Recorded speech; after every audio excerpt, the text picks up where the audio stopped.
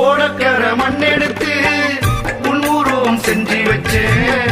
பூஜையெல்லாம் தேடி வந்து உன் பூகல பாட வந்தேன். ஐயப்பா சாமி ஐயப்பா, ஐயப்பா சாமி ஐயப்பா.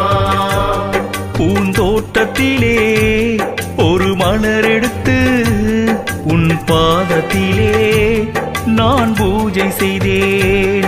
பூந்தோட்டத்திலே ஒரு மலர் எடுத்து உன் பாதத்திலே நான் பூஜை செய்தேன்.